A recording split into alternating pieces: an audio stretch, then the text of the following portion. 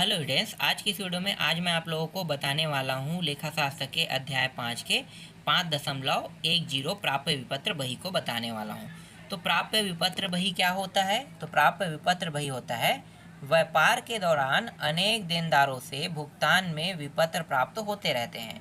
व्यापारी इस प्रकार प्राप्त किए गए विपत्रों का लेखा एक पृथक बही में रखता है। यही बही प्राप्य विपत्र बही कही जाती है। इस बही का सामान्यतः माह के अंत में योग लगाया जाता है।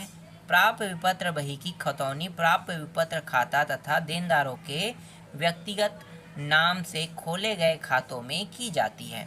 देनदारों के खातों को उनसे संबंधित प्राप्त किए गए विपत्र की राशि से समाकलित किया जाता है तथा प्राप्य विपत्र खाता को बही की मासिक योग राशि से विकलित किया जाता है।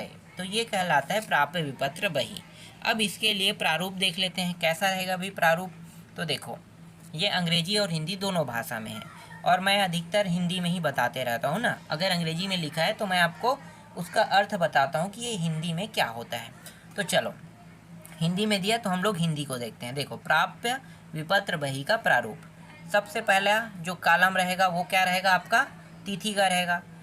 किससे प्राप्त हुआ? दूसरा। तीसरा अवधि का रहेगा। चौथा दे तिथि का होगा और पांचवा खाता पृष्ठ संख्या और छठवा है राशि। यहाँ पे अंग्रेजी में भी दिया है, हिंदी में भी दिया है ना। अगर अंग्रेजी में दिया रहेगा तो इसका अर्थ क्या होगा? देखो, डेट मतलब तिथि रहेगा। फ्रॉम वोम रिसीव कह रहा है, किससे प्राप्त हुआ। पीरियड मतलब क्या होता है? अवधि होता है। ड्यू डेट मतलब दे तिथि। LF खाता पृष्ठ संख्या। अमाउंट मतलब राशि। अब यहाँ पे एक उदाहरण दिया हुआ है। देखो, उदाहरण देख लेते हैं। तो देखो, 12वां उदाहरण क्या है? 2001 अप्रैल 2001 की घटना है। अप्रैल 2001 की घटना है। तो 4 तारीख की बात है। उमेश से 2 माह की अवधि का 5,000 रुपये का विपत्र प्राप्त हुआ। और 10 अप्रैल की घटना, मोहन से 3 माह की अवधि का 2,000 रुपये का विपत्र प्राप्त हुआ। तो इसे बनाओगे कैसे? तो देखो, ये सब अंग्रेजी में लिखा है ना। डेट लिखा है, इसका मतलब क्या होता है? तिथि होता है। ये तो आपको पता है ना। फ्रॉम वोम रिसीव, इसका मतलब क्या होता है? किससे प्राप्त हुआ। हिंदी में आप लिखोगे क्या लिखोगे? किससे प्राप्त हुआ। यहाँ पे दिया हुआ है पीरियड। पीरियड का मतलब क्या होगा? पीरियड दिया रहेगा तो आपको वहाँ पे अवधि लिखना है। क्या लिखना है? अवधि। ड्यू डेट दे तिथि, ठीक है, दे तिथि, ठीक। LF खाता पृष्ठ संख्या। अमाउंट मतलब राशि। हिंदी में इसी प्रकार से आपको लिखना है। चलो आगे देखो। अब यहाँ पे जो डेट है वो हमने लिख दिया। समझो, ये डेट तो हम जानते हैं, हर प्रश्नों में ऐसे ही लिखते आ रहे हैं ना। तो ये तो हमने लिख दिया। अब यहाँ पे जो प्रश्न है उसमें क्या कर, उमेश से 2 माह की अवधि का क्या प्राप्त हो रहा है? 5,000 रुपये का विपत्र। तो किससे प्राप्त हो रहा है? उमेश। तो यहाँ पे नाम हम क्या देंगे? किससे प्राप्त हुआ हमें? उमेश लिखेंगे, ठीक है। कितने महीने का? तो पीरियड मतलब मंथ, ठीक है, मतलब अवधि। अवधि तो अवधि मतलब क्या होगा? मंथ को लिखेंगे। तो 2 महीना यहाँ पे दिया हुआ है, देख लो, 2 माह। हिंदी में आप इसे 2 माह लिख सकते हो। तो 2 माह ये रहा। इसके बाद 2 माह। अब ये देखो, 4 अप्रैल है ना। 4 अप्रैल के बाद क्या आता है? मई और जून आता है ना। मई और जून। तो 4 और 4 तारीख, देखो 4 तारीख और ये 4 तारीख, तो 2 महीना हो जाएगा ना। 4 अप्रैल और 4 तारीख मतलब 4 अप्रैल और 3 तारीख गिनो, तब होगा, ठीक है। एक डेट हमेशा कम रहता है। 3 तारीख का कितना हो जाएगा? 2 महीने हो जाएगा। लेकिन भाई 2 महीने का, जैसे कि समझो इसे, अब मैं आपको थोड़ा समझाता हूँ। देखो, हमारे घर में मीटर लगा है, लाइन वाला है ना, बिजली वाला मीटर है। तो बिजली का बिल जो देता है वो रीडिंग नोट करता है ना। रीडिंग नोट करने के बाद जो बिल होता है, आज ही क्या करेगा? आज के डेट से वो निकाल देगा। जैसे रीड करेगा आज के डेट से क्या करेगा? बिल निकाल देगा। लेकिन आज ही आप नहीं पटा सकते बिल को, आपको पता है ना। अपडेट होने में 3 दिन का समय लगता है। तो जो समय लगता है उसके बाद पटाओगे तो उसको हम क्या कहते हैं? जो डेट उसमें दिया रहता है उसको हम ड्यू डेट कहते हैं। क्या कहते हैं? Due date. दे तिथि, हिंदी में हम इसे क्या कहते हैं? दे तिथि। तो क्या है कि ये 2 महीने जैसे 3 तारीख को पूरा हो रहा है, तो जो पैसा है वो 3 तारीख को नहीं निकलेगा। किस तारीख को निकलेगा? 7 तारीख। तो इसीलिए यहाँ पे ड्यू डेट दे दिया है कि ये जो बिजली का बिल जो है वो किस तारीख को पटेगा? 7 तारीख को। तो उसी तरीके से ये जो पैसा है ये 7 जून को ही निकलेगा। उसके बाद 3 तारीख के बाद जो है 2-3 दिन छोड़ने के बाद एक ड्यू डेट दिया जाता है जिसे हम देय तिथि कहते हैं। तो उसी देय तिथि में आप बिजली के बिल को पटा सकते हो। ठीक है, अब यहाँ से स्टार्ट होके इसके बाद आगे तक रहता है, जैसे 3 दिन 4 दिन तक के रह सकता है वो। तो समझ में आ गया। खाता पृष्ठ संख्या इसमें नहीं दिया, नहीं लिखना है। अमाउंट कितना दिया है? 5000। इसके बाद दूसरा देखो 10 अप्रैल। तो देखो मोहन से कह रहा है, तो यहाँ पे मोहन आ गया। कितने महीने का है भाई? 3 माह। ठीक है, 3 माह लिख देना है। अब यहाँ पे देखो 10 अप्रैल और यहाँ भी 10 अप्रैल। तो 10 अप्रैल का 10 अप्रैल और यहाँ पे 10 जून। ठीक है, क्या 10 जून नहीं, 9 जून, सॉरी, फिर से मैं एक डेट आगे ले रहा था। 9 जून। 9 जून को कितना हो जाएगा? ये 3 माह पूरा हो जाएगा। तो जून के बाद 1 मिनट यार, यहाँ पे मैं हर बार गलती क्यों कर रहा हूँ? यहाँ पे जून नहीं है, यहाँ पे जुलाई है। तो ये जो अप्रैल है 10 अप्रैल है ना, तो 10 अप्रैल के बाद कितना आएगा? 3 महीने कह रहा है, तो 3 महीने मतलब जुलाई। ठीक है, जुलाई जाएगा। तो 9 जुलाई को क्या हो जाएगा? 3 महीना पूरा हो जाएगा। लेकिन यहाँ पे जो ड्यू डेट दिया है, जो देय तिथि है ना, देय तिथि जो दिया हुआ है, ये देय तिथि क्या है? देय तिथि मतलब जिस डेट में बिजली के बिल को आप पटाओगे उसको देय तिथि कहते हैं। तो देय तिथि कितना दिया है यहाँ पे? 13 जुलाई दिया हुआ है। 13 जुलाई को पटाना है। तो आपको ये समझ में आ गया, 13 जुलाई। तो 13 जुलाई को पटाएगा कितना? 2000 रुपये। मतलब जो बिल है, जो मोहन से 3 माह की अवधि का जो 2000 रुपये का विपत्र प्राप्त हुआ है, वो 13 जुलाई को मिल जाएगा, या खाते के रूप में जहाँ भी लेना, जैसा भी लेना है, ये 2000 प्राप्त होगा। तो कुल अमाउंट कितना हो गया? 7000। क्लियर हुआ ये टॉपिक? अब आगे देखो देय विपत्र यहाँ पे दिया हुआ है। ठीक है, देय विपत्र बही क्या होता है? देनदारों को भुगतान में दिए गए विनिमय विपत्रों का लेखा जिस बही में किया जाता है उस बही को देय विपत्र बही कहा जाता है। देय विपत्र बही में स्वीकृत किए गए विपत्रों का लेखा तिथिवार किया जाता है। तो चलो इसका भी प्रारूप देख लेते हैं। देखो यहाँ भी सेम टू सेम है ना, तिथि दिया हुआ है, किसको दिया? तो टू ओम गिवन, गिवन है ना। तो यहाँ पे अंग्रेजी में लिखा हुआ है, इसका मतलब क्या होगा? किसको दिया? पीरियड, अवधि है ना, ड्यू डेट, तिथि, खाता पृष्ठ संख्या, LF, राशि, अमाउंट। अब एक उदाहरण दिया, इसको भी देख लो। तो देखो 5 सितंबर का है, ये भी 2001 का है, 5 सितंबर है ना। तो अमित को 3 माह की अवधि का 10,000 रुपये का विपत्र दिया। 20 तारीख को विक्रम को 2 माह की अवधि का 4,000 रुपये का विपत्र दिया। तो 5 सितंबर को किसको दिया? अमित को। तो नाम देखो अमित आ गया है ना। ये टू ओम गिवन, इसका मतलब क्या होगा? किसको दिया है ना। हिंदी में मैं बता देता हूँ किसको दिया। पीरियड मतलब अवधि, ड्यू डेट मतलब क्या होता है? देय तिथि, LF का मतलब खाता पृष्ठ संख्या, अमाउंट मतलब राशि। हिंदी में मैं आपको बताते जा रहा हूँ ना। अब यहाँ पे 3 माह दिया है, तो यहाँ भी मैं क्या करूँगा? 3 माह लिखूंगा पीरियड डेट को। ठीक है, अब क्या होगा? 5 सितंबर और 3 माह कितना होगा? 4 दिसंबर है ना। 4 तारीख को, 4 दिसंबर को कंप्लीट हो जाएगा। ये 4 तारीख को क्या होगा? 3 माह कंप्लीट हो जाएगा। तो 3 माह कंप्लीट हो गया। तो आपको पता है कि ड्यू डेट क्या होता है?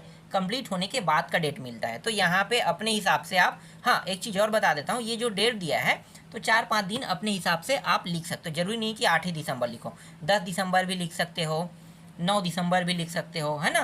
तो कम से कम 4-5 दिन बाद ही आपको क्या करना है? लिखना है, क्योंकि ड्यू डेट निकलने के बाद ही मिलता है, आपको पता होगा।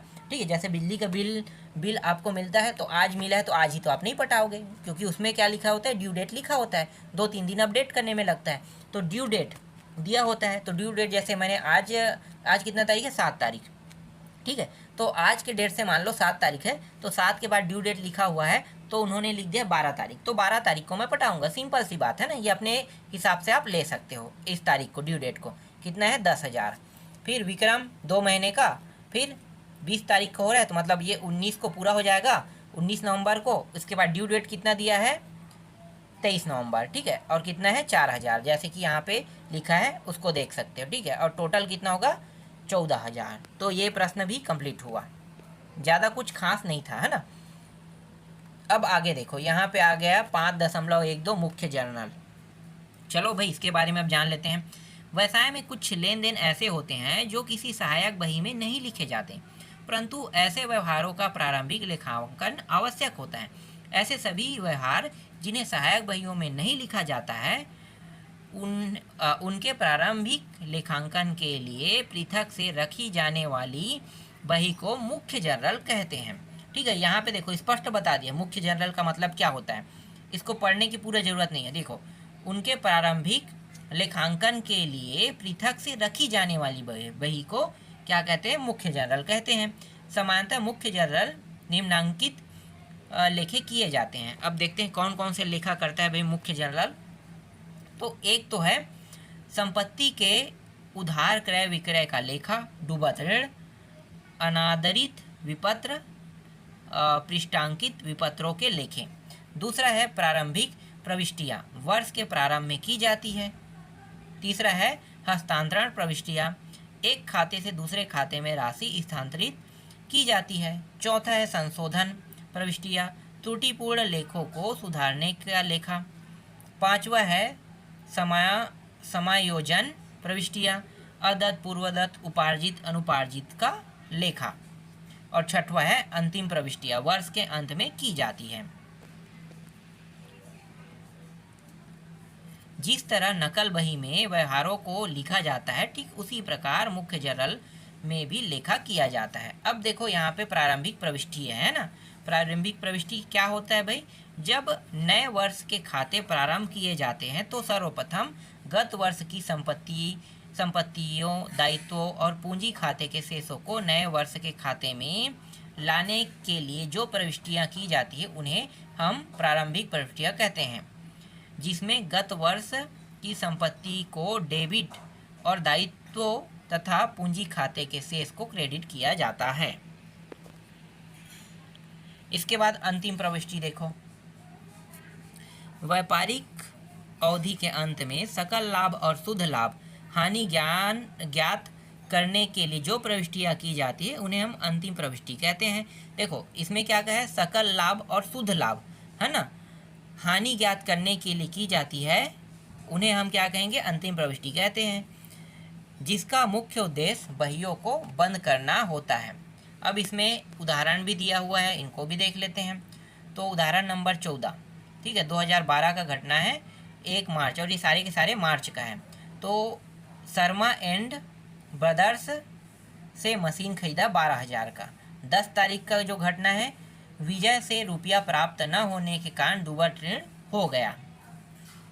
18 तारीख संजय से प्राप्त चेक अंतिम को बेचान किया गया। 25 को है पूंजी पर ब्याज के दिए, और 31 को आहरण पर ब्याज के लगाएं। अब यहाँ पे देखो पूरा दिया हुआ है, इसको देख लेते हैं, ठीक है, प्रारूप को।